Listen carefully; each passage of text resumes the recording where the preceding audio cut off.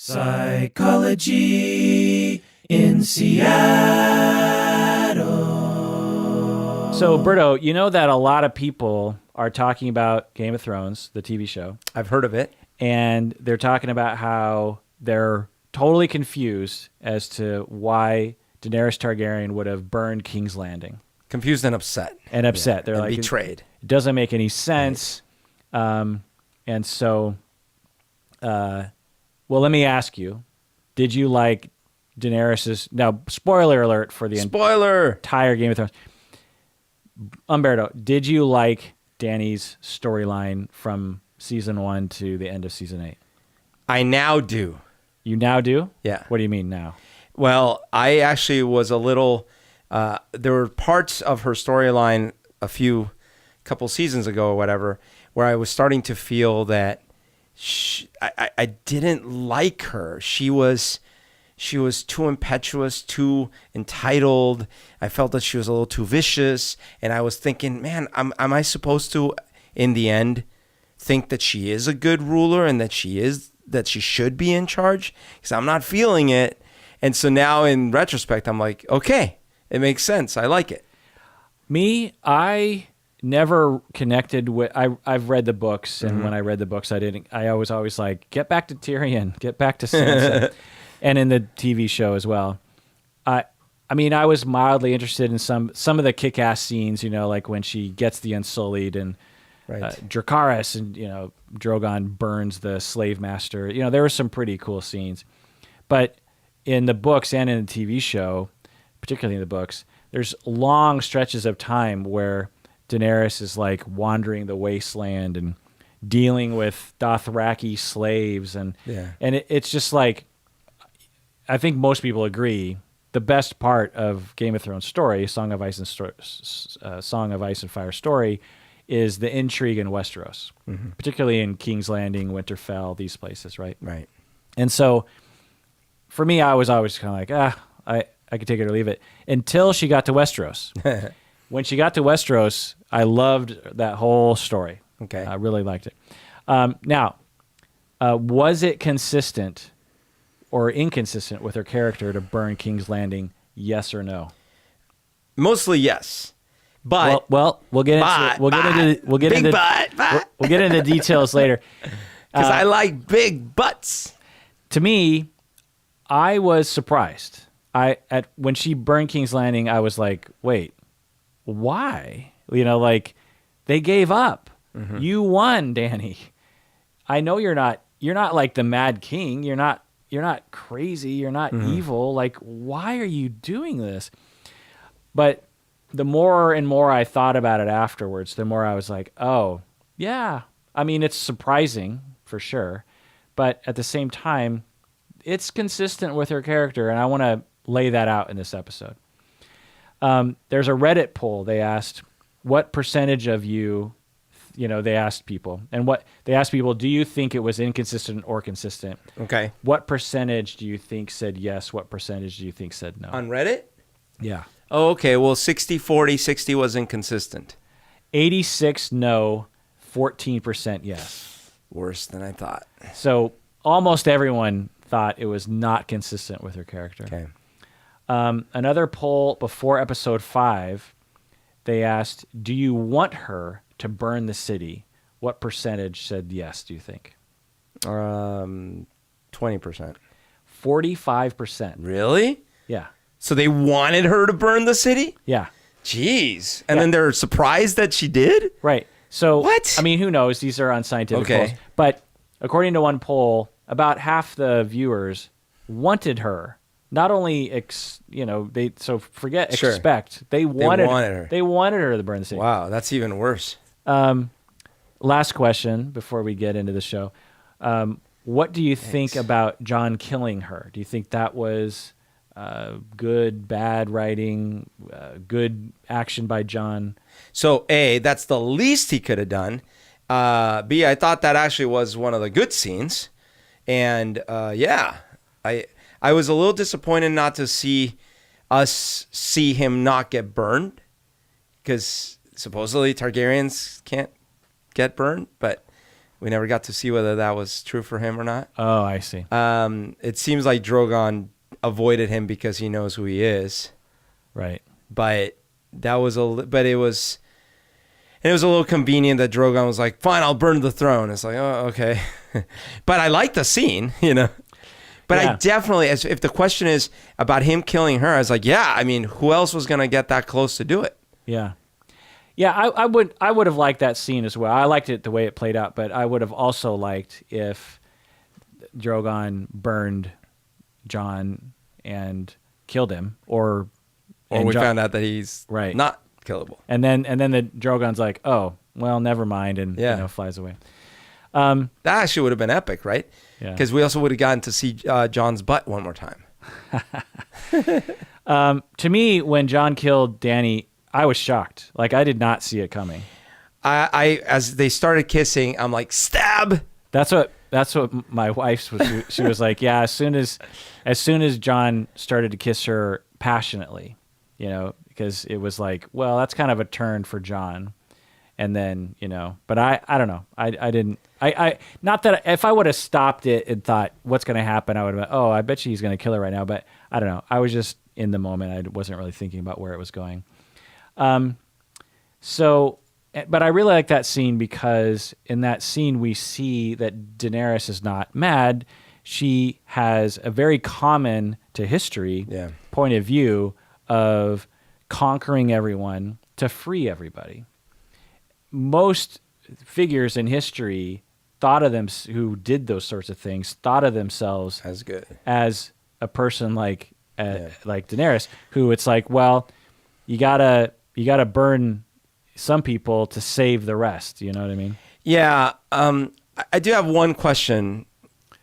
What are we listening to right now? This is the Psychology in Seattle podcast. I'm your host, Dr. Kirk Honda. I'm a therapist, a professor, and my favorite character in Game of Thrones would be Arya or Brienne. Oh, I like it. Or Jamie. Or Jamie. I Or can't all of the choose. above. Come on, man. My name is Humberto Castañeda, and I grow organic matcha-covered cherries. And who's your favorite character? My favorite character for a long time has been... Oh, and Tyrion. I got to choose Tyrion. Yeah, so my favorite character for a long time had been Arya until season 7. And then overall, Tyrion, probably. Yeah. All right. But Tyrion lost some luster, unfortunately, script-wise. It's not his fault. Actor-wise, he's amazing. Yeah. He stole the scene, so many scenes. I also used to love Littlefinger. Yeah. Used to really like Littlefinger. All right. Sad to see him go so simply. So this entire episode, I'm going to be trying to answer the question, is it consistent or inconsistent with her character? So if we were treating her like a real human being, was it a completely inconsistent thing, or was it predictable based on her personality and, presentation? Oh, and we should probably preface, can't believe this needs saying, but neither of us is condoning mass burning of cities and people. Why would we have to say that? Because you'll know that people are like, oh, so you're okay. In fact, I was told literally, okay, so you're okay that she's a massive murderer, blah, blah, blah. And on Facebook, I was like, how is that? Like, that makes no sense. Yeah. Also, I will say, I actually still felt, in spite of me feeling like it wasn't that shocking, I felt they went too far with it. Like, because, in the moment of passion, I could see her like, no, fuck these people. Like, wow. But she did it for 15 minutes or so. It was Right. like, come on, man, calm down. So a caveat because this episode's going to be essentially me laying out a justification for why she did it psychologically. But I will say that if you didn't like it and it didn't click with you and it felt very inconsistent to you, then that's how you took it. And there's nothing wrong with that perspective. This whole episode is going to present a case for why some people felt it was consistent. So there's not a right or wrong answer to this. Was Dany's behavior consistent? There's no right or wrong. No one has the truth on that. people do weird things. Right. You know, people do erratic things. Was it bad storytelling? You know, that's a matter of taste. That's a matter of eye of the beholder. If you thought it was bad storytelling, then I value that and respect that. You should also respect that when other people might think it was good storytelling, and there's no empirical truth to that. But by the way, I will also add that there are two things that bugged me additionally. One of which is her main target was Cersei. If she was going to kill anyone, it had to be Cersei, and she gave up the opportunity and surprise of just going straight at the Red Keep and making sure she got Cersei before she fled by doing all the little back and forth bullshit. No one was standing in her way. There was nothing in between her and the Red Keep. So that did bother me. And also the flip side of that is that why the fuck was Cersei, after they're like, no, there's no defenses left, no, nothing, and she sees that she's burning, why the hell didn't they flee right away? Like, I don't know. But other than that, well, that's a separate issue. Well, to me, that's a modern way of looking at these characters. And I saw that too. I was like, what? You know, that's always something that I think often with a lot of these stories. Yeah. Like when you have a king who, you know, things are closing in around them. I'm like, dude, go to Mexico, you know, like go across the border, like start a new life. Sure. That's not the way these people operated back then. One, because it was sort of harder in some ways, but two, because the way people identified with their lives was their position in their society, and to become a peasant in the, you know, rural areas was akin to dying. There are stories about people they would rather die than be excommunicated. Sure. To be, you know, shunned from the society.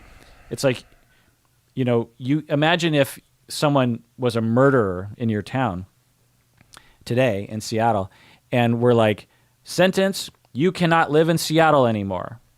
The murderer would be like, fuck yeah, I'll just go to Portland. You know, I'll go anywhere. I'll just go to the next town down the road. That's a fantastic sentence. I don't care about Seattle. Right. People back in the old days, that was akin to dying, Sure. especially if you had a position in society. So for Cersei to just be like, well, fuck it, I guess I'll go across the narrow sea, you know. Well, no, I hear that, although that was the plan with Jaime, but she resisted, by the way. That's fair. But I'm not so much saying like about that kind of fleeing. I meant they eventually did try to flee literally from where they were standing, because they're like, oh shit, this whole thing's going to come down on us.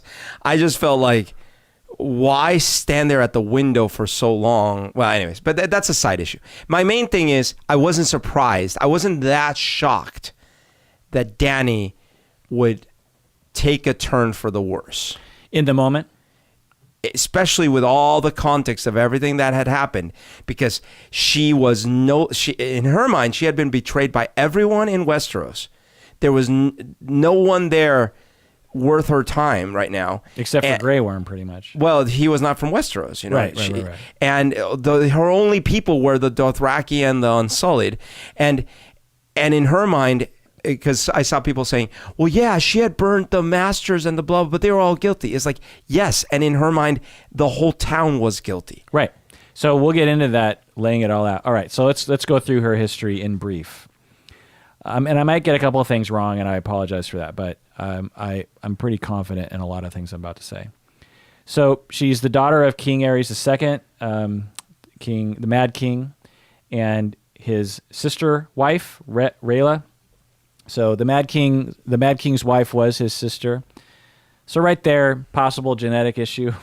Maybe, although apparently it was a common Targaryen. It was not that uncommon for Targaryens. Well, and it also wasn't uncommon for Targaryens to have mental issues. You know? Yeah, that's fair. Like in Spain and like in England. So they had several children. The Mad King and his wife, Rhaegar, who we all know from the backstory of, he married Elia Martell, the Viper's sister. You killed my sister. Blah, blah, blah. Then they had 5 stillborn children. Then they had Varys, and then they had Daenerys. So they had 8 kids, but only 5 lived. Varys was the brother. Viserys. Viserys, okay. Viserys. Yeah. So she is conceived during Robert's Rebellion. So Robert and Eddard are marching on King's Landing and doing various different maneuvers and battles and killing people, Rhaegar included.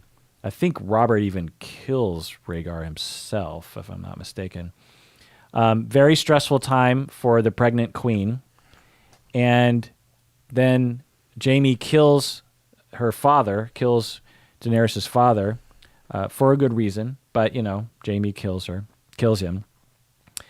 So now the family is very stressed out. So you have the queen with Viserys. She's pregnant. They have their retinue around them. And most of the people in Westeros and King's Landing turn on the queen because they're like, you're going to lose this, or you did just lose it. So they turn on them. And it's important to point out here, because this is kind of a thread, that the Targaryens had ruled Westeros for hundreds of years. Yeah, it wasn't like this where they had quickly switched who was in charge. They were the power. Yeah. I mean, generations. Right. All they knew was the Targaryens were the power. Yeah. It'd be like the United States, essentially, Canada just says, nah, we own the United States now. Yeah. Like, imagine if Canada, on this total fluke, invades the United States and takes us over. Do you think the Americans, 10, 20 years later, are going to be like, yeah, it's cool. Canada took us over. It's cool. The king is dead. Long live the king. Right. So that's what it's like for the Targaryens. Right. When they were overthrown by the usurper king, they were like, no, this cannot stand. I'm not just going to drift away.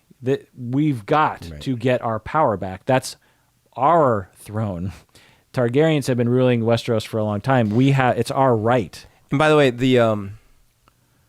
when they did that, there were no dragons left at that point, right? Or the only dragons were like weak and small or something. I think by that point there were no dragons. There were no dragons, right? Yeah.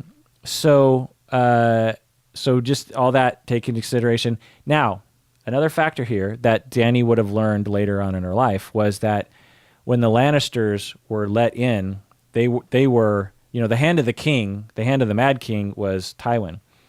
And Tywin was like, let me and my armies get into King's Landing because we're going to help you out with the siege with Baratheon and Eddard.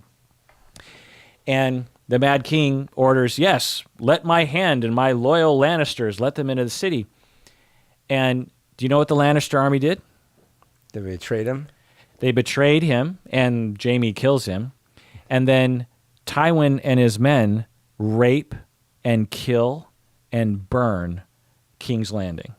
Not as bad as Daenerys does, but all of the Lannister men, just like in history, by the way, this happens repeatedly in history, that the Lannister men get through the gates and instantly start slaughtering people, innocent people, that have nothing to do with the Mad King. And so I just want to put a fine point on that. Yikes. So Daenerys killing innocent children and women is par for the course. It's normal. Yeah. This is our history as humans. In fact, the only reason it's not to that scale is because no one had dragons. Right. But and by the way, I pointed this out on my Facebook epic thread of Discord. We are all sitting here debating whether this character from a fictional universe who had already demonstrated that they could crucify people, burn them alive. Oh, and by the way, yeah, but not their kids. Yeah, well, what happened to their kids? Because all their parents, grandparents, uncles, older brothers and sisters were all burned alive or crucified or whatever. So it's not like the kids got a good break out of this thing, right? But I digress. We killed hundreds of thousands of people with bombs in Nagasaki and Hiroshima in the cold, calculated math of let's not lose as many casualties invading. And that was real. That happened not in ancient medieval history. Right. We had dragons. This was modern times where we dropped. Now there's a lot of different reasons why Truman, authorized the bombing of Nagasaki and Hiroshima. But one of the motivations was to, the main motivation, stated motivation, was essentially to say, look, we will win. Right. You have no power over us. We are all powerful. So, and the only way we could tell you that, but you're not going to believe us. So we're going to show you what we can do to you, and only then will you give up. But another, unstated purpose that historians will talk about is, as the United States, we were scared of another world war happening. We had seen 2 happen already. And we wanted to say, naturally, we don't want another world war happening. Well, how do you stop a world war from happening again? Well, you tell the world, if you fuck with us, this is what's going to happen to you. We will destroy a city with We'll use a dragon to burn everyone alive in with a a city. single bomb. So with this bomb, we get peace. With tens of thousands of deaths, we will get peace. And one could argue that actually worked, because we never did have an all-out war with the USSR, partially because of worries of total destruction from both sides. Right. So, it's just unclear whether the same message could not have been delivered with fewer casualties. but, that's a motivation for humans in history, going way back, of that Genghis Khan did this. Yep. He would roll up on a town and he would say, look, town, we could siege you. We could spend some time trying. I'll win eventually. Yeah. You know that. If you fight me now, I will kill everyone in this town. I will wipe it clean. Yeah. I will burn it down. Everyone will die. If you give in now, we will have peace. I won't kill a single one of you. Right. And all I'll do is I'm going to tax you. There's going to be a couple other things. I'm going to take some men, some supplies. You're going to be a part of my empire. But you'll all live. So you make the choice, town. And the towns that said, no, I think we have a They got chance. wiped out. Guess what happened? Yep. They wiped those cities clean. Right. Now, was Genghis Khan evil and mad? No. He was doing a calculated decision of, I want to rule the world. I'm Daenerys Targaryen. I want to rule the world. They're evil One of by the- modern standards, except we, like I just said, we still don't apply those modern standards even to ourselves. Yeah, But I mean, it is evil. It's evil to invade another city and say, I want to take you over. Yeah. It's evil to kill innocent people, as an example. Yeah, that's essentially just but your mass point, which terrorism. is the same point I'm making, is it's crazy that we would be shocked that a fictional character with dragons that's already done very vicious things would not do something like raise a town, when in history it's been done over and over and over. Yeah. And in the Game of Thrones history, it had been done. Right. So, and lo and behold, Americans don't understand history. Yeah. Because they're not nerds about history the way maybe you and I are. But anyway, so the Lannisters sack the city. They rape. They kill babies. They kill, wantonly. And so that's what happens. And Daenerys would have heard that story when she was growing up and felt like the Lannisters did that to her people. Right. You know what I mean? Okay. Sir Gregor Clegane and Sir Amory Lorch break into Elia Martell's room, and this is Rhaegar's wife. This is as the Targaryens are falling. And Princess Rhaenys is a toddler, and Amory, at the orders of Tywin Lannister, by the way, drags the screaming toddler from under the bed and stabs the child 50 times. Right. And this is well known to Dany and everyone else. Sir Gregor Clegane, the Mountain, oh my God, murders Prince Aegon in front of Elia by smashing his head against a wall. Very consistent with the Mountain. He then rapes Elia and then kills her by crushing her head, probably in a similar way that he crushed the Viper's head. So this is what Westerosi men did to Daenerys's cousins and aunt, Right. and they didn't have to. I think to play devil's advocate, what folks would say, yes, but we know that they're evil. We've seen them be evil from the beginning. We didn't think Dany was also evil. They're all evil because they all play the Game of Thrones. Sure.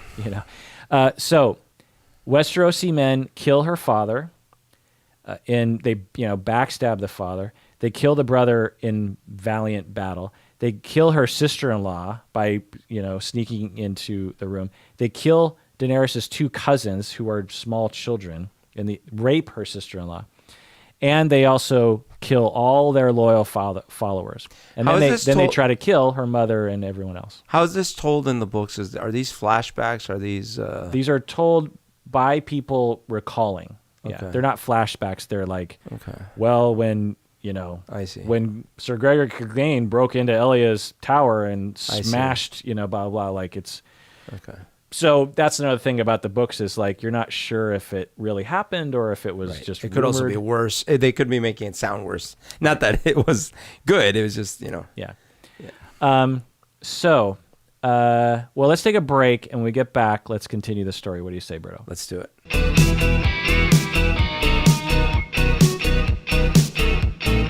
All right, we're back from the break. If you haven't become a patron of the podcast yet, do so now. That's the way that we know that you like the podcast.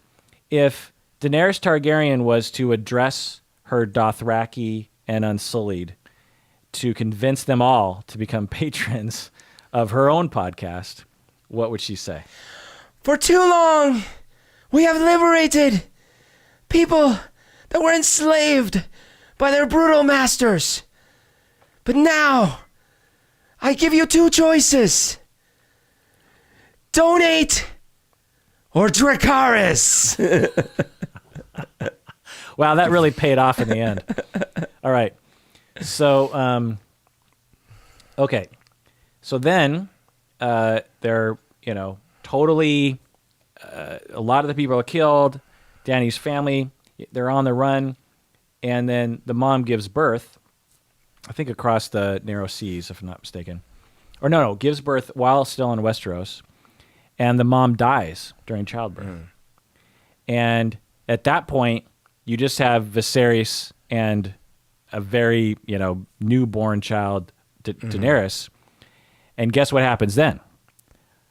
Can you guess what happens at that point? I mean, so are they being smuggled out of there, or are they traveling? Like, how are they getting out of there? Who's trying? There's no plan at this point. They're stuck at Dragonstone, I believe.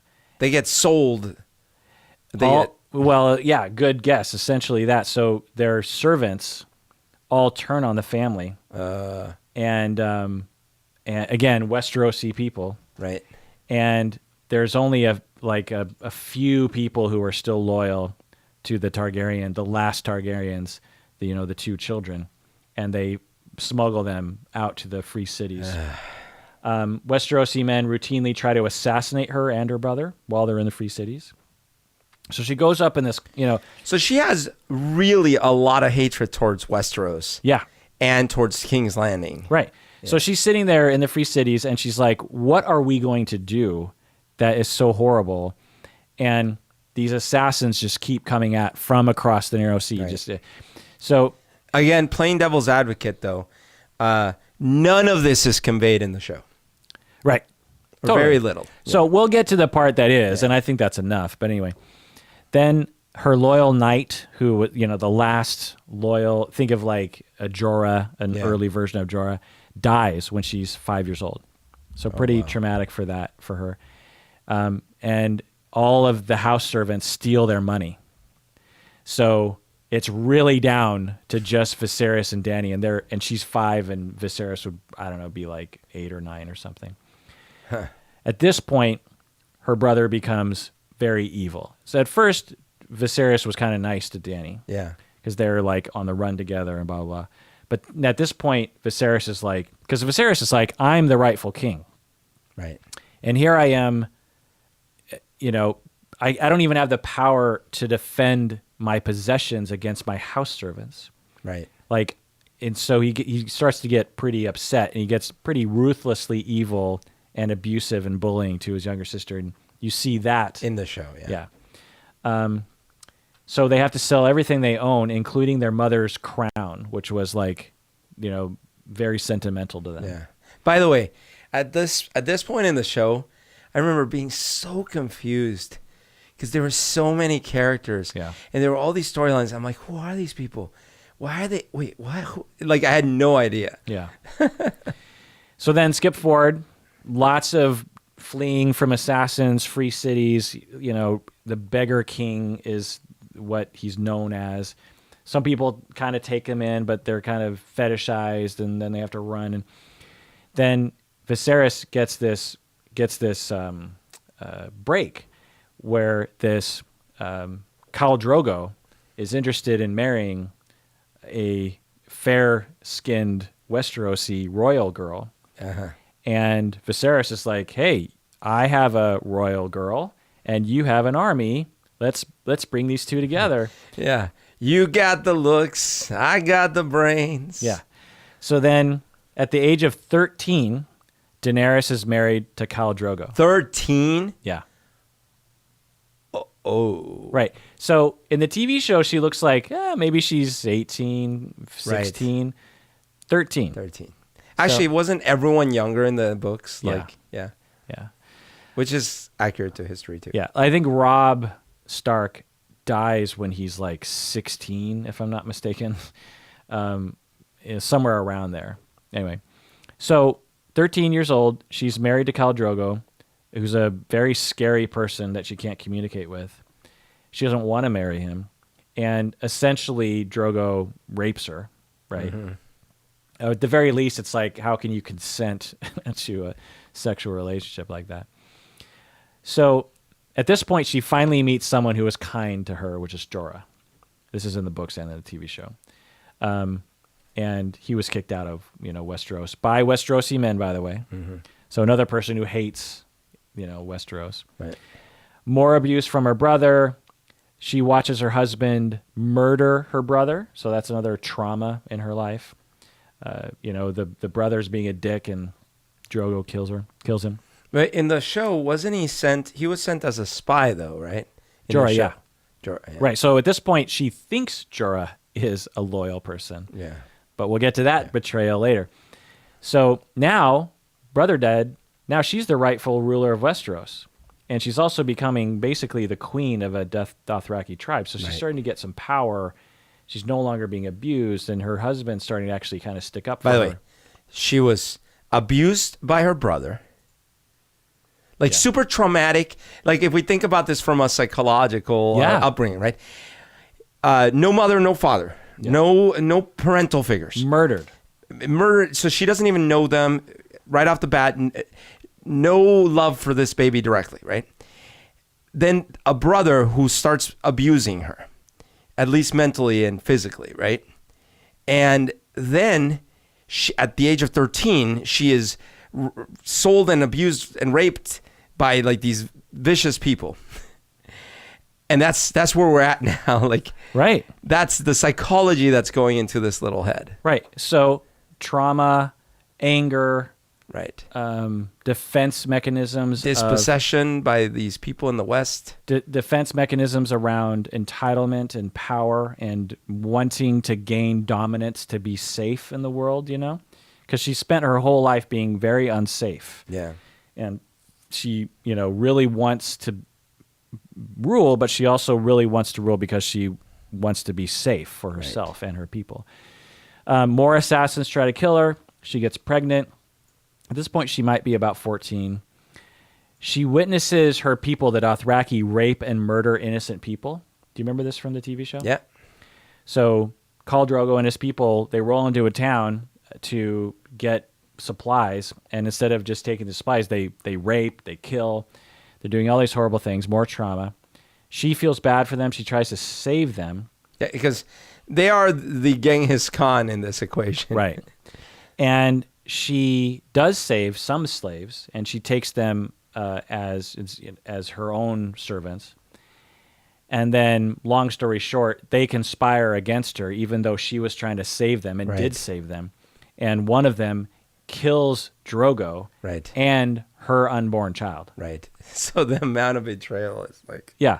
So it's like, oh, thank you're welcome for saving your life.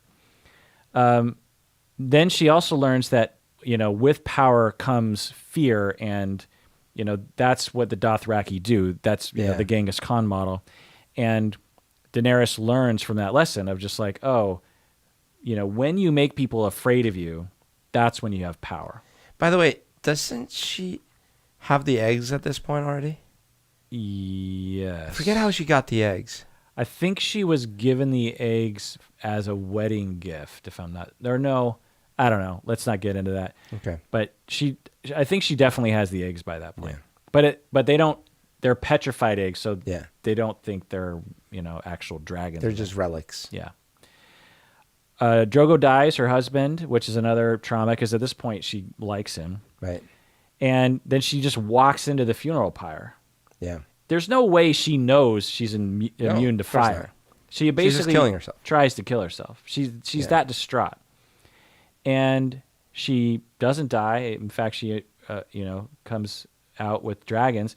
And at this point, the last few Dothraki people who are following her, including Jorah, are just like, holy shit.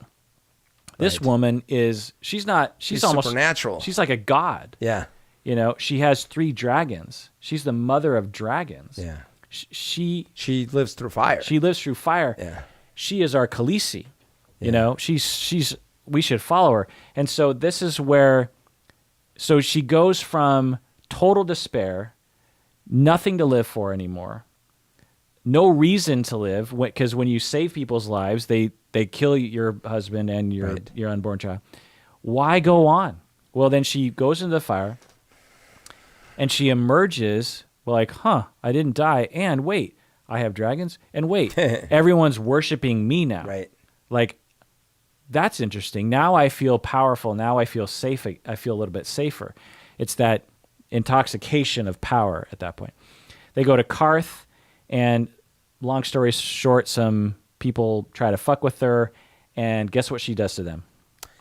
Burns them. Burns them to the ground.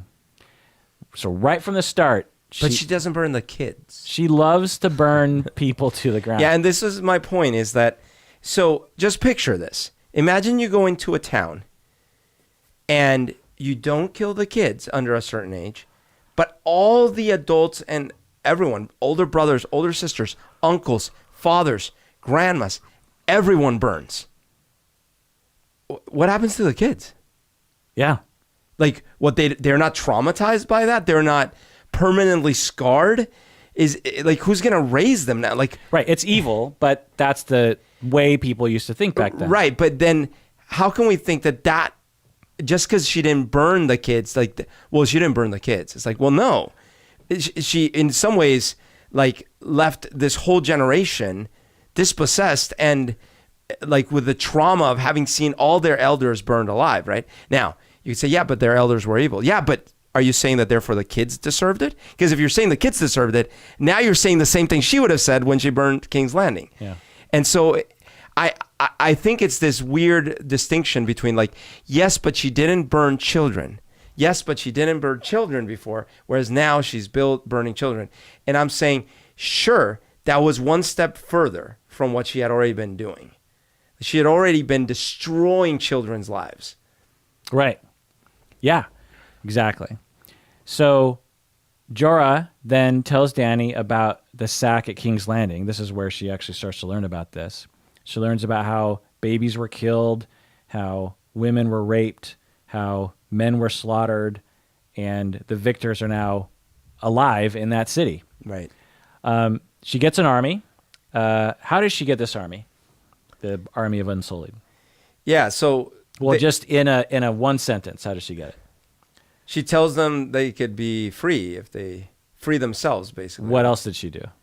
Oh, I forget. She burnt people to the ground. She burned people to the ground. She burnt a shit ton of people to the ground. Right. That's how she got her army, and everyone cheers. Yes, but she didn't burn kids. Yeah. Yeah, so that's the thing. Like, when she burnt the masters of the slaves of, the slave masters of the Unsullied, we as an audience cheer. And that's the Tyrion speech. We're like, yay! Yeah. But it's like she's still burning people to the ground. Yeah. Who don't. Clearly, that's in that society anyway. They don't really deserve that. You know, she's declaring like it'd be like if this is actually a pretty apt analogy. It'd be like if I went to the Middle East to like Saudi Arabia and decided to burn all the men to the ground for having such horrible laws for the women. And or if the North had burnt alive all the Southerners after the Civil War. Right. It's like, is it, you know, it's, if a person on another planet were watching the movie of me burning all the men in Saudi Arabia, Right. they would cheer that story. They'd be like, yeah, those oppressive slave master bastards, they deserve what they got. Well, is it okay to do? You know, it's gray. It's hard to know, and that's what. Well, and the point is, it's not, because at the very least, you reap what you sow, and you basically build the world you want. So if you want a world where the punishment is always cruel and unusual, that's the world you get. Right. So in her world, when you betray her because you think she might be going a little insane, you burn by a dragon breathing on you. Right. And you could say, I guess, in the story arc that at first she burnt people who were very easy for her to say deserved it. Yeah.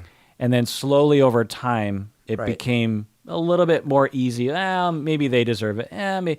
You know, I think a similar thing happened in Nazi Germany when they were slaughtering the Jewish people. Was at first it was like, well, we'll kill the dissident Jews. Yeah. Well, we'll kill the families of the dissident Jews. Well, and then eventually it's like, let's kill all the Jews. Well, and exactly. And like, why did she need to burn alive so I understand that if they don't bend the knee to you, like that creates a problem, right? Like when she had the army of the Tullys. It's like, all right, bend the knee. Dickon and Randall. Right. Bend the knee. Okay, you're not going to bend the knee. Okay, well, unfortunately, I can't have you around because you're going to raise an army and you're going to try to take me out. So, but she burns them alive with the dragons, right? So her choice is this horrific terror. And so, you know, you could look at it from the pragmatic point, like you were saying, well, if I do this, people will fear me. Okay, but that's the world you're creating. Right. And what Tyrion argued was put him in a dungeon. Yeah. Let him think about it for a month. Maybe after a month in the dungeon, they'll come around. And Tyrion saw that. Yeah. And he saw all those little bits. He saw all the little bits. Okay, so getting back to the story, she gets an army. She finds her second friend now after Jorah, Missandei. Not really so much super friend like Jorah, but, you know, loyal person that she likes.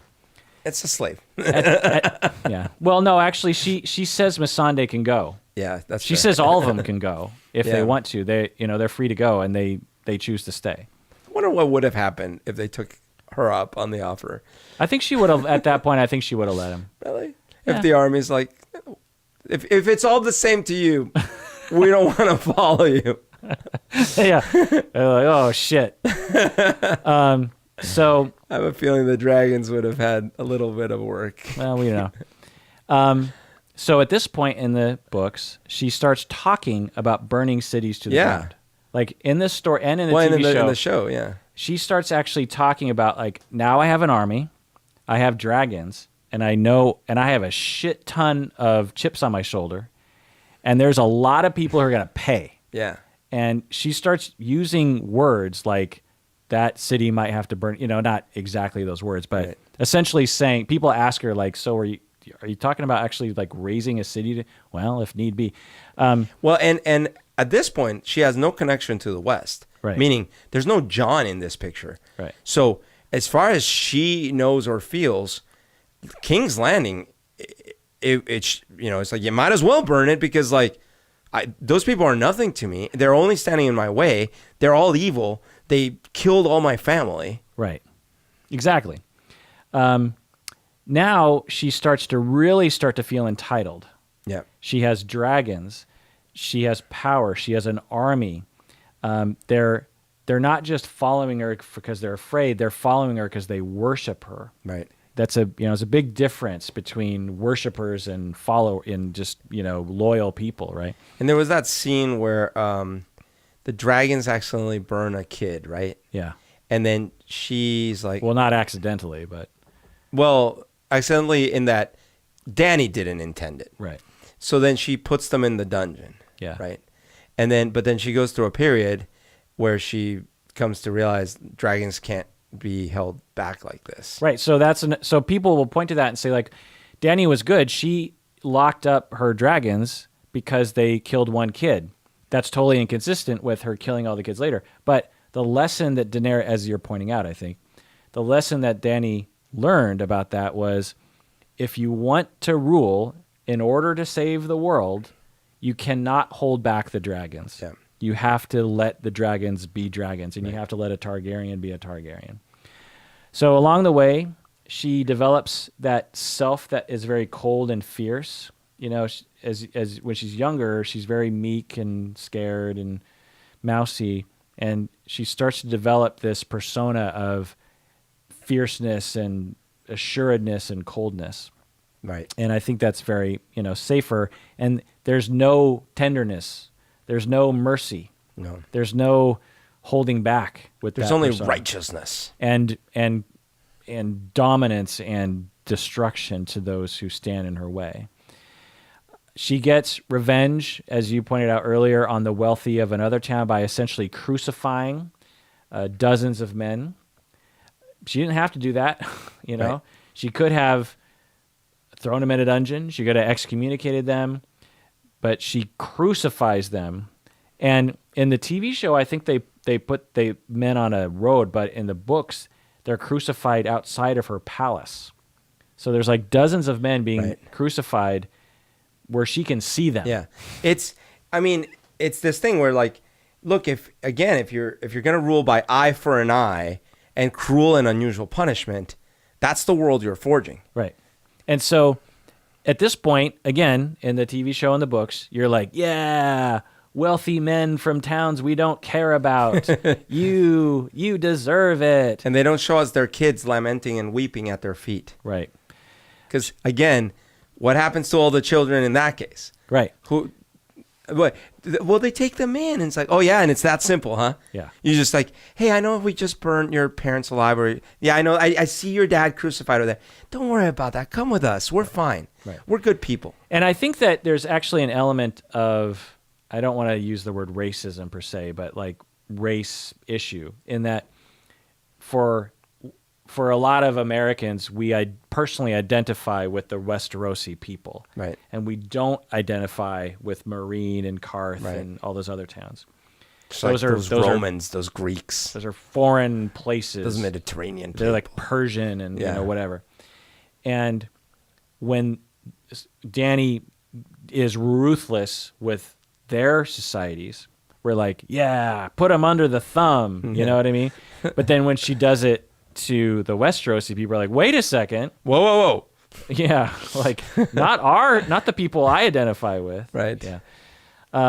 Now, I'll pause and say that burning King's Landing, she had never done anything like that before. Yeah, because she had never made a decision based on pure moment of rage. Yeah, and Well, really that might not be true. just swaths of innocent Yeah. people. I mean, she even put her own men at risk. Do you know what I mean? Yeah. And so it was different. Yeah. But there was a through line that we're building to right now. And again, not only was it different, I personally would have been more satisfied narratively if she had lost it and burned a whole bunch of people, but then and then headed for the Red Keep, and whereas she, instead of zigzagging and spending like 15 minutes burning everyone, Well, what I rewrote in my head, but I think the writers, they wanted it to be definitively bad. Do you know? I think they wanted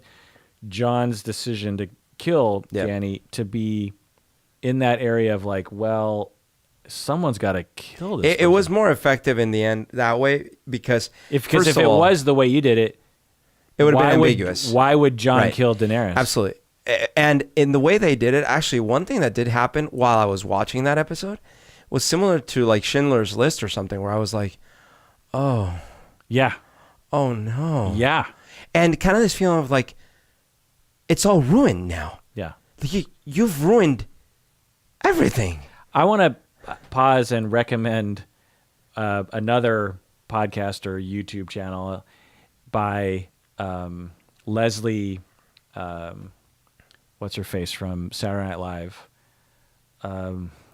Leslie something. Okay. But she has a YouTube channel where she watches Game of Thrones. Do you watch Saturday Night Live? Yeah, She's but the not tall. much. She's the tall black woman. Oh, okay, yeah. I actually saw her. Wasn't she in the new? I don't know. Wasn't she in the new Ghostbusters movie? Yes, I think so. Okay. Leslie something. It's on the tip of my tongue. But Jones, Leslie Jones. Okay. She also does one with the talk show host guy who used to be a writer for SNL. Anyway, but Leslie Jones, she watches Game of Thrones with her cell phone filming the show, and she just reacts, and she condenses it down. But and when she was burning King's Landing, like Leslie Jones's commentary was just beautiful. Another YouTube channel I love about Game of Thrones is called Gay of Thrones. Have you ever seen this? No. It's really good. So this Gay of Thrones has been going on, I think, since like maybe season 3 or something. Every episode, gotta watch it. It's The one hilarious. I really like is In Deep Geek. That's the name of the channel. In Deep Geek, and I think he does very good analyses of the episodes. Maybe and he's I might have even watched those. very knowledgeable of the books. Clearly, Does he have an accent? yeah, British. Yeah. And he's sort of positive about season 8. Yeah, I have watched him. Yeah.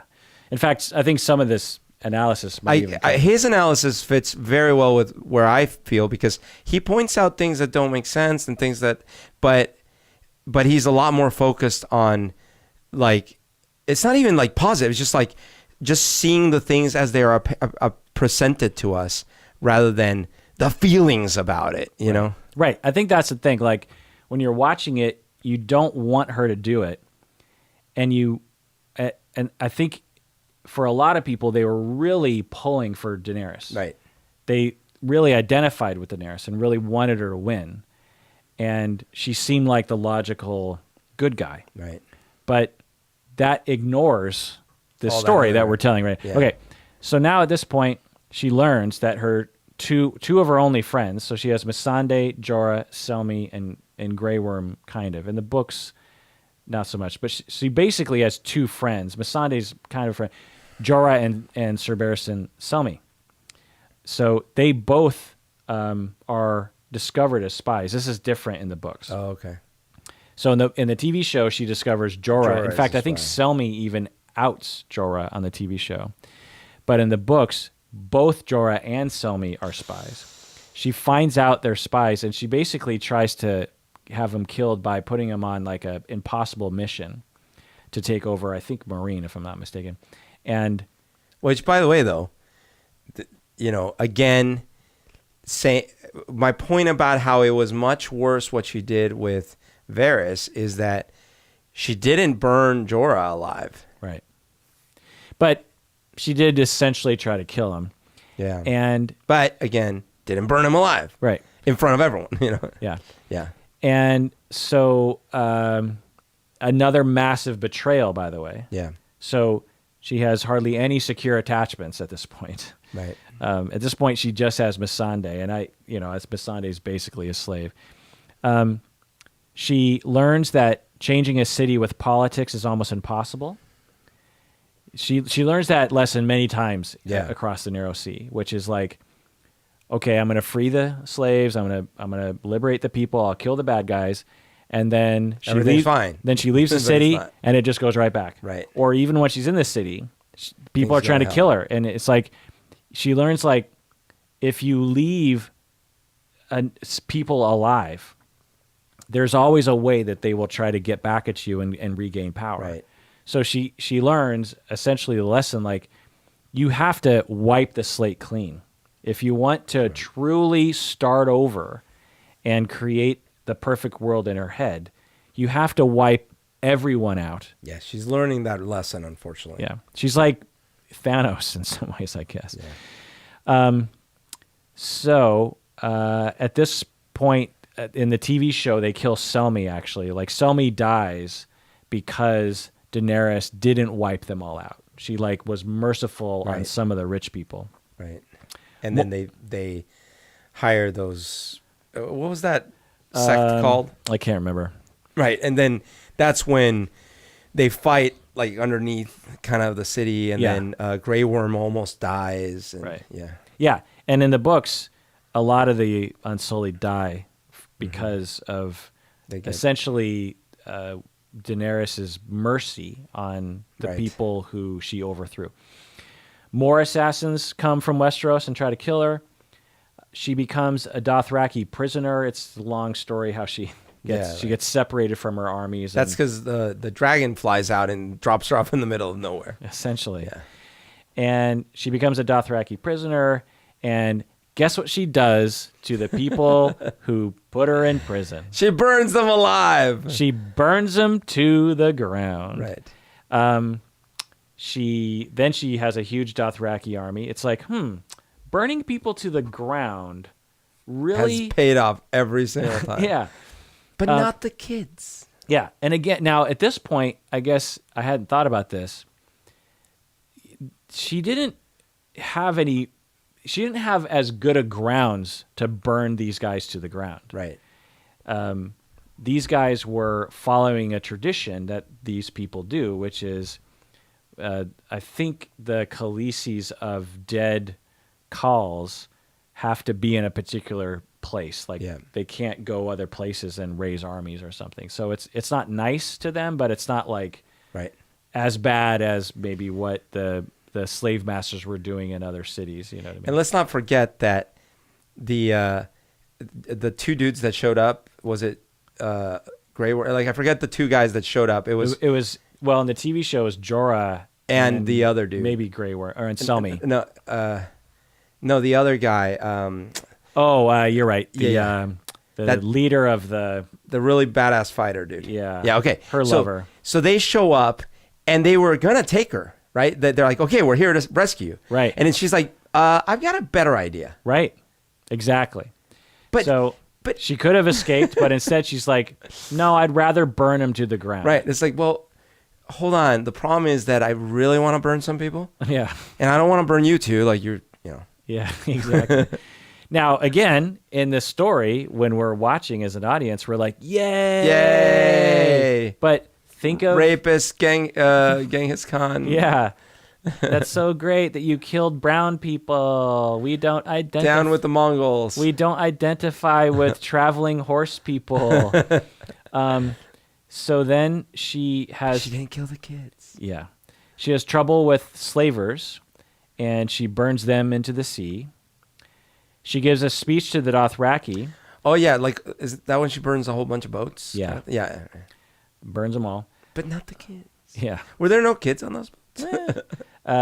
She gives a speech to the Dothraki talking about how they're going to tear down all the houses in Westeros. Actually, I just realized something. Given that girls were married off at like 11, 13, given that boys joined armies and things at like 11, 13, wasn't she in fact burning and killing kids all along? Probably. Okay. And none of the women were pregnant when she burned or killed them. Yeah, and none of the soldiers were like not enthusiastic about the fact that everyone was guilty. Yeah, 100%. She arrives in Westeros. No one likes her. Everyone rejects her, even though she's the rightful queen.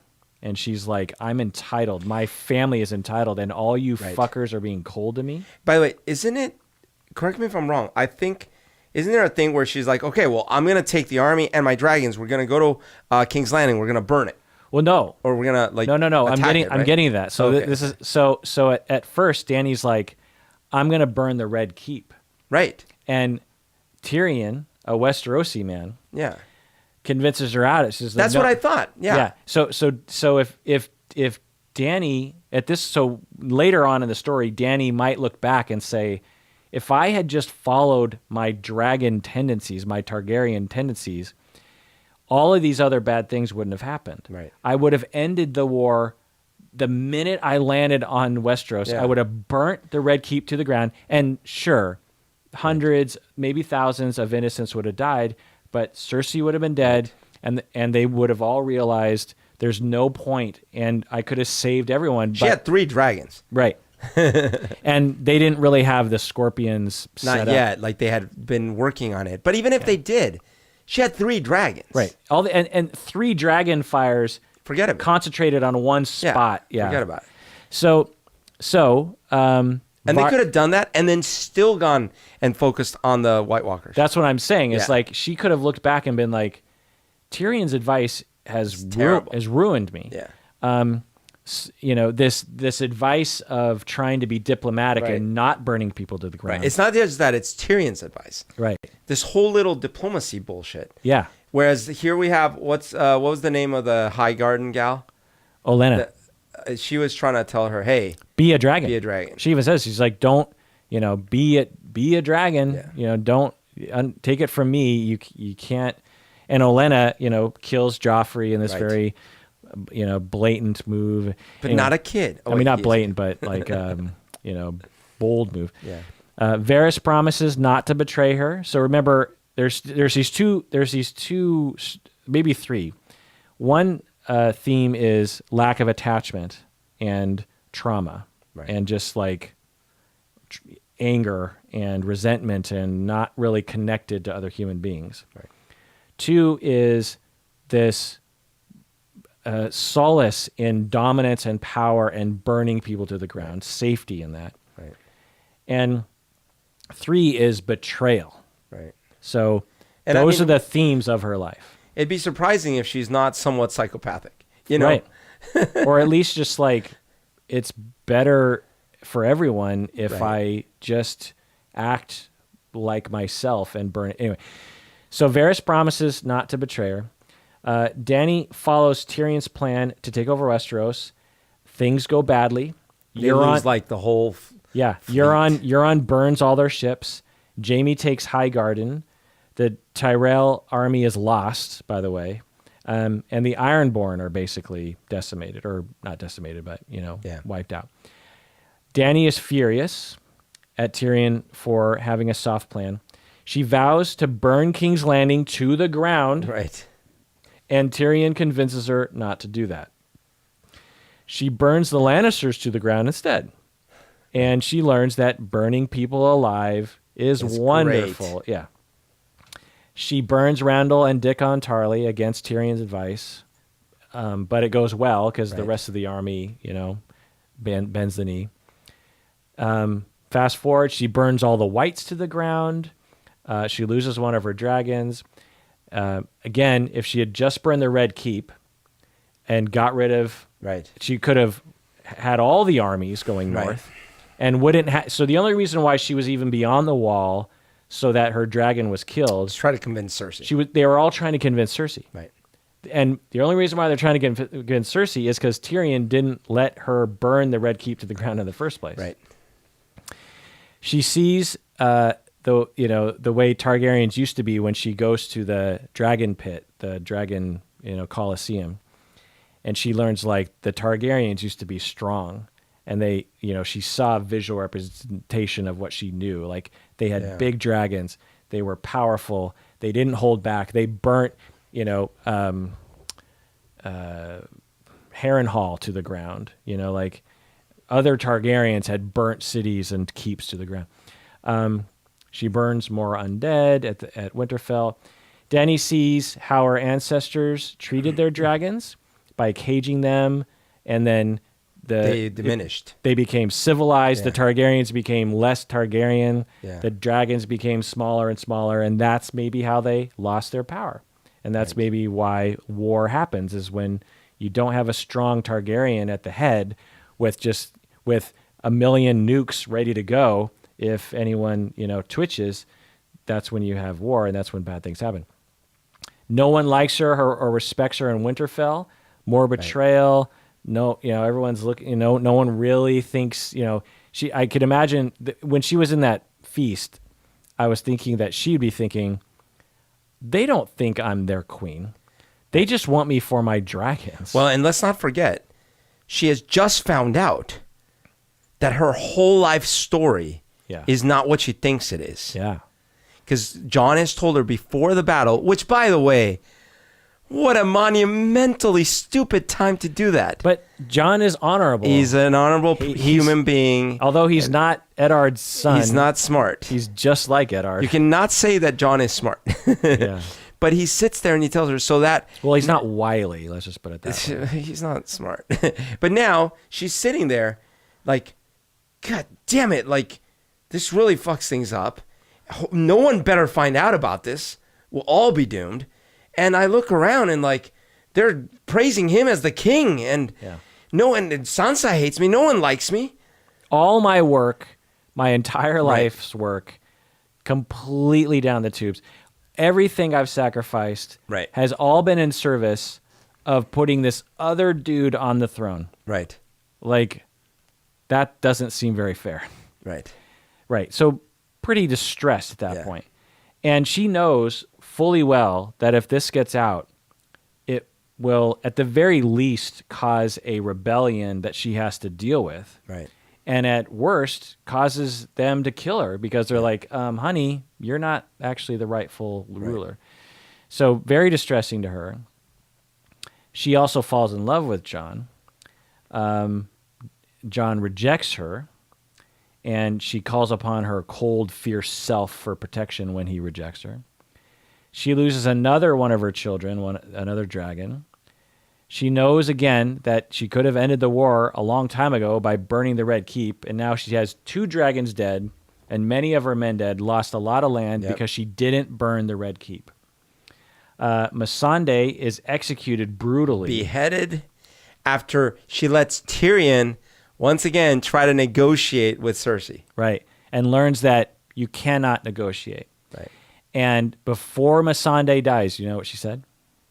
Dracarys. Which, what do you think? Do you know what that means? Burn them all. Yeah. It's just burn these fuckers. Now, Missandei is not a warrior. She isn't, but she's like, burn these. Now, I don't think she meant burn all the little babies. But well, so she might have. Let's put this in another context. Let's make this, Karth or Marine. That's true. And let's say Missandei is on the, and you have this evil warlord who chops off the head, and before she dies, Missandei is essentially hinting like, burn this fucking place to the ground. This city is rotten to its core.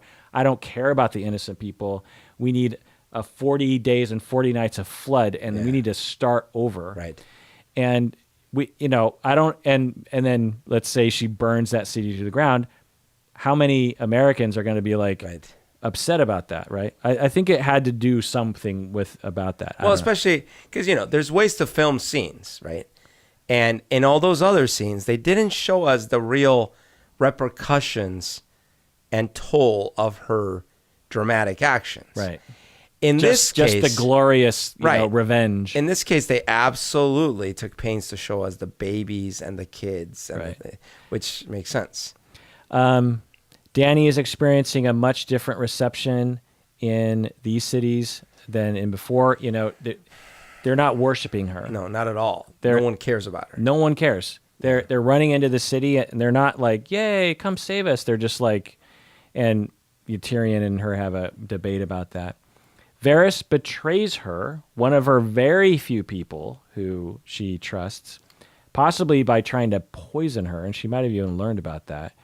Oh, sorry. Ironically, it's maybe really weird because the Westeros, they don't have slaves, right? Right. And it's because they don't have slaves that she doesn't find a people that is worthy of liberation. Oh, or a ready-made worshiping crowd, right? Yeah. Yeah. It's funny. Yeah, like in the other places, like, ooh, like I have an instant gaggle of worshipers. Right. But here, I can't exploit that trick, Dany and Tyrion had the following conversation. In Marine, the slaves turned on their masters and liberated the cities themselves the moment I arrived. They argue for a while. She clearly wants to burn the city down. and Tyrion says, "Mercy is our strength." Or no, she says, "Mercy is our strength, our mercy toward future generations who will never again be held hostage by a tyrant." Right. Tyrion begs her to relent when the bells ring, and in the episode, it looks like she agrees. But she doesn't. But when you rewatch it, she's just like, "I heard you. Yeah. I didn't affirmatively say I agree to that plan." Yeah. But I heard you. Yeah. And she even kind of looks at Grey Worm, and I think Grey Worm and her are just like, "I don't think that sounds very Right. good." And that's the other thing is, I think some folks, I can't remember, were also complaining about Grey Worm. But it's like, Grey Worm, all these people in the West mean nothing to Grey Worm at all. Right. He cared about one thing, well, two things maybe. He cared about the loyalty to his queen, but more than anything, about his love for Missandei and the plans they had made. Right. And now his life is ruined. Yeah, I mean, imagine you're Grey Worm. You know, we tend to look at him as like, well, he's a very strong emotional character. No, he's not. He was raised in captivity. He had his penis cut off. Yeah. He's abused to the point of like extreme, obedience. To kill. And he then- was raised to kill. And then he finally allows his humanity to come out. He's probably like 18 years old, by the way. Yeah. He finally lets his humanity come out, and he falls in love with Missandei. They have a full-on sexual, romantic, loving relationship. And this city beheads her. Yeah, this total innocent person who can't fight for no reason. They could have put her in the dungeon. They could have let her go, but on purpose, in front, these random people who you can't differentiate. They all Westerosi people. This city, it's this thing. Yeah, exactly. And to again, not a good defense, but from their perspective, they're like, well, why are they supporting Cersei? Yeah. Like, what's wrong with you people? Right. And again, getting back to, you are the people or the descendants of the people who That raped did all this worse stuff to and pillaged King's Landing, who were my people. Right. You're the people who raped and killed my people and then had kids in my city. Right. You didn't deserve it to begin with. Right. You're all criminals by association. Now, I will give people who hated this turn credit for the fact that how in the world would they know all the things we're saying right now? These events, the things in Karth, the things in Marine, were years ago. Yeah, and all the stuff you were mentioning from the book, that subtlety is not in the show. All that's true. And I, again, will also say that in my mind, although you as we pointed out earlier, it would have made the last episode really not work out. I think that her rage and disgust for these people in the city would have been more sort of like believable by more people if she had lashed out, and yes, she storms a couple of streets and then and then she just goes to Red Keep. But truthfully, that's not the story that would have been actually more accurate. And that's the horror, is that this was what it was leading to. It is fair to speculate that if she hadn't, like if the Jon thing hadn't been revealed, if she hadn't felt betrayed recently by Varys and others, if they hadn't beheaded Missandei, then maybe she wouldn't have torched everyone to the ground. Yeah, I agree.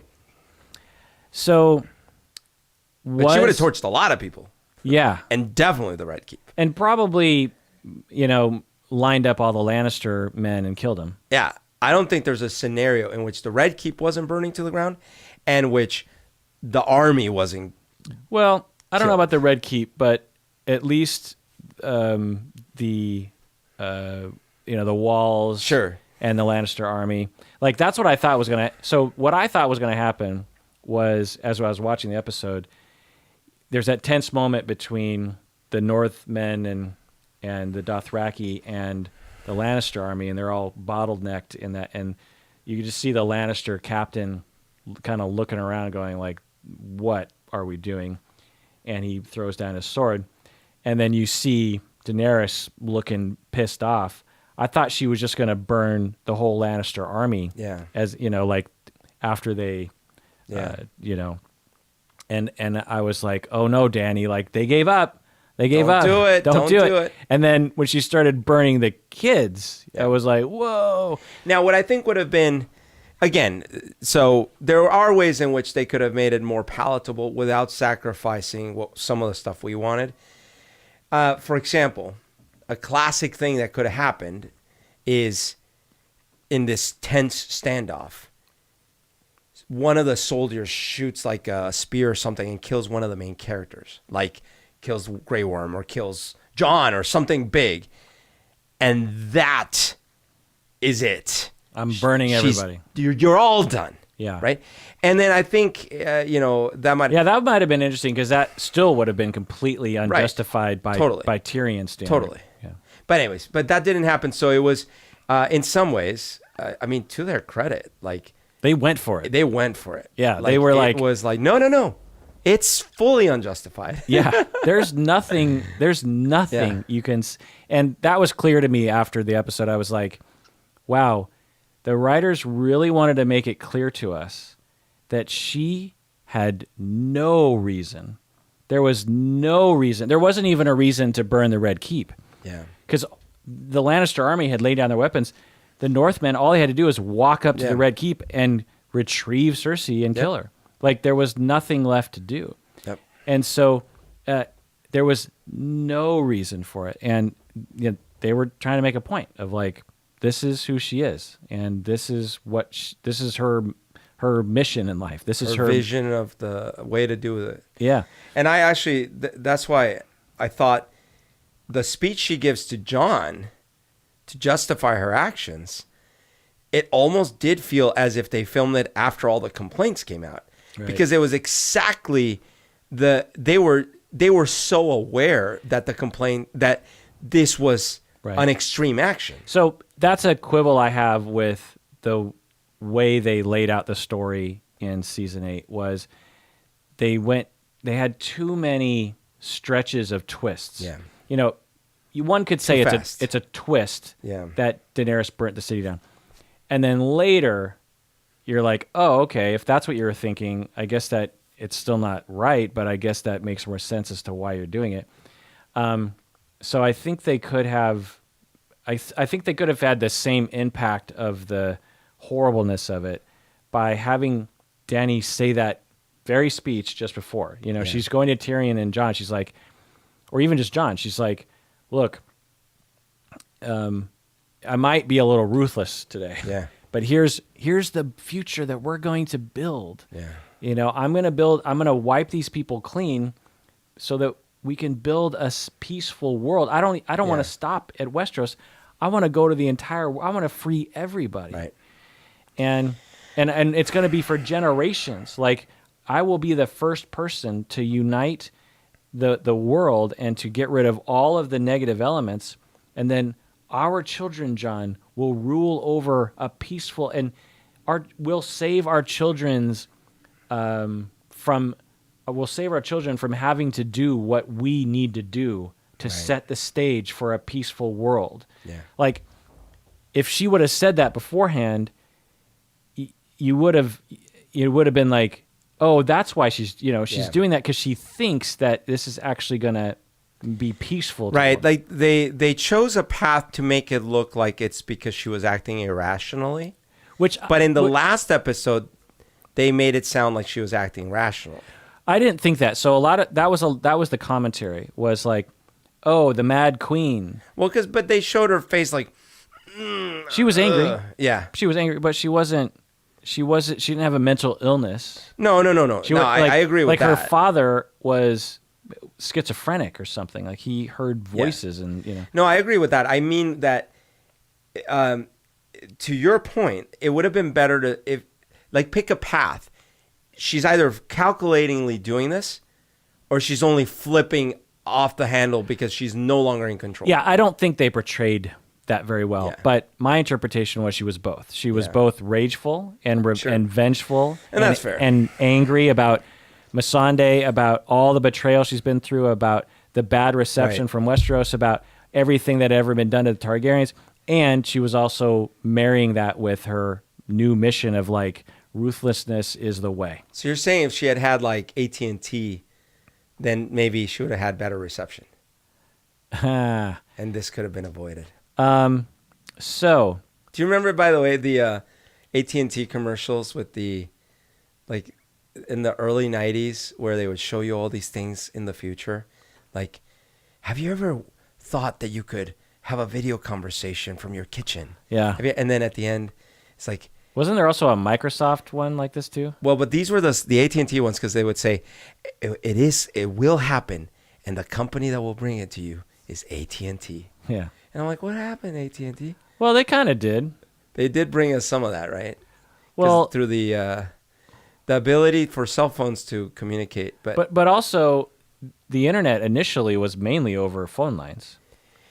yeah, I mean, they didn't make the computers Yeah. and they didn't make the devices. Well, but it's they just that- provided the lines of communication for the data. right. It's just that at the time they had a huge research effort that used to be the Right. Yeah. Bell They research labs. They thought they were going to be a Google. Yeah. But they were not. And Yeah. of course they're super powerful still and all that. But it was just interesting that that early 90s vision was the company that's bringing you all this stuff is us. Right. And anyone back then would have predicted that. It's Yeah. like, what's Google, you know? I actually wanted to work at AT&T Oh, you did?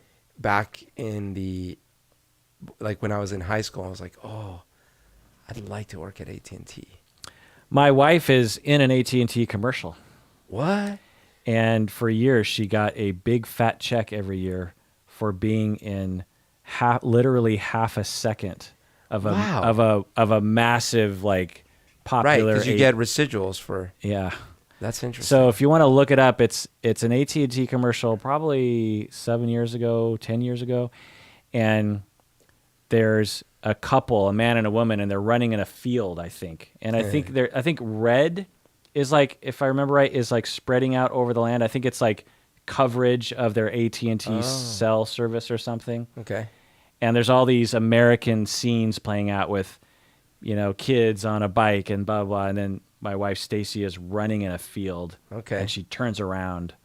And for that tiny little turn. I feel like I remember this commercial. Yeah, it was a national, I mean, to get lots and lots of money.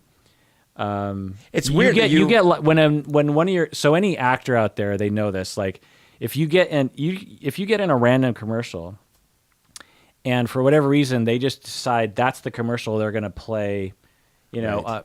thousands of times on you know ABC or NBC, then you just get this huge amount of money. It's like music, right? They put your song on the opening credits of a show that it goes big. But to me, it's different because you just happen to be the one that they chose to do this random thing. And as a model or as an actor, you're like, well, it's probably just another gig. I'll probably get a small check out of it. And then some exec later down the line just says that whole commercial is going to be what we're going to push.